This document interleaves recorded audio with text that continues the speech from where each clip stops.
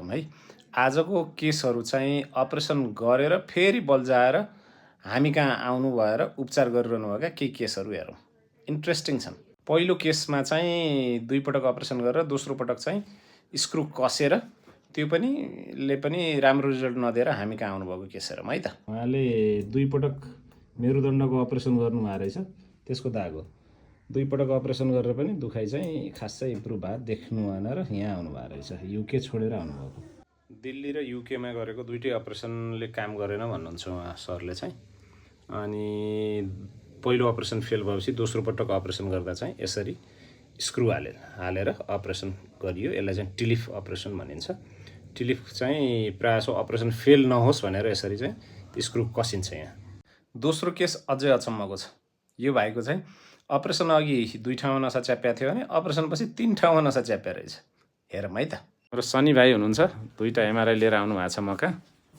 यो अपरेसन अघिको एमआरआई 2 ठाउँमा नसा च्याप्या रहेछ। L45 र L5S1 2 ठाउँमा नसा च्यापेको पहिला अपरेसन अघि। अहिले अब 3 ठाउँमा नसा च्याप्या छ। L34 मा पनि सुरु भयो, L45 झन् बढ्या छ, L5S1 मा पनि नसा च्यापिरहेछ। तेस्रो केस अझै इन्ट्रेस्टिङ छ, आउनुहोस् हेरौँ। मनोज भाइ बर्दिवासबाट हुनुहुन्छ। उहाँको रोड ट्राफिक एक्सिडेन्ट भयो, त्यसपछि अपरेसन गर्न पर्यो। एक्सिडेन्टमा गर्दनमा चोट लाग्यो र सर्जनले 3वटा हड्डीलाई फ्युज गरिदिनु भयो। राम्रै अपरेसन गरेर सर्जनले उहाँको जिन्दगी चाहिँ दोस्रो जिन्दगी दिनुभयो उहाँलाई। तर पेसा टेबल वर्क पर्यो, निहुरेर काम गर्ने, जसले गर्दाखेरि अपरेसन गरेको भाग चाहिँ एकदमै राम्रो छ। 5, 6, 7 फ्युज गरिदिनु भएको थियो, एकदम राम्रो छ। नसा पनि त्यहाँ च्यापिया छैन, तर बडी निहुरेर अब त्यो त फ्युज छ, एउटै ढिक्का छ है। यहाँ मैले देखाइसकेँ अघि।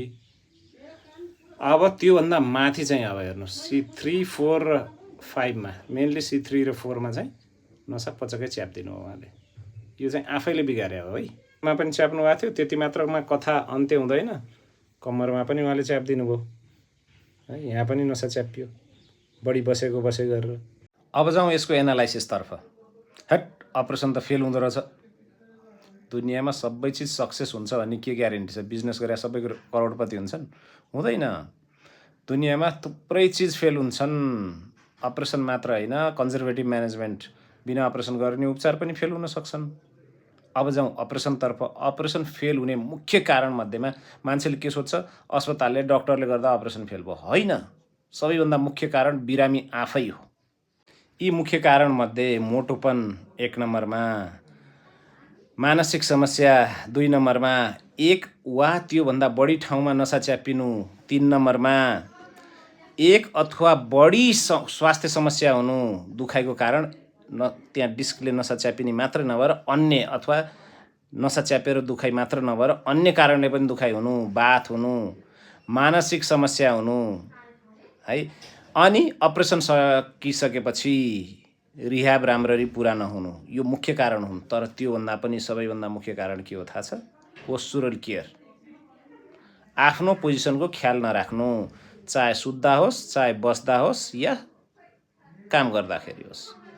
यो 3वटा अवस्थामा, सुत्दा, बस्दा, काम गर्दा, जसले पोजिसनको ख्याल राख्नुहुन्न उहाँले अपरेसन गरे पनि फेल हुन्छ, थेरापी गरे पनि फेल हुन्छ, प्राकृतिक उपचार गरे पनि फेल हुन्छ। जे गर्नुहोस् फेल हुनेवाला छ। त्यही भएर तपाईँको हातमा छ सबै चिज। पोस्चुरल केयरमै छ। डिस्कले नसा च्यापिनीमा सबै चिज तपाईँको हातमा छ। अब आफ्नो हातमा भएको सम्पत्ति अरूलाई दिने कि आफ्नै हातमा राख्ने? तपाईँले अपरेसन गर्नुहोस्, थेरापी गर्नुहोस्, म कहाँ आउनुहोस्, एक्सर्साइज मात्र गर्नुहोस्, कुनै पनि उपचार गर्नुहोस्, यदि पोस्चुरल केयर भएन, पोजिसनको ख्याल राखिएन, तपाईँको रोग कहिल्यै ठिक हुनेवाला छैन। ठिक भइहाल्यो फेरि बल्झिनेवाला छ।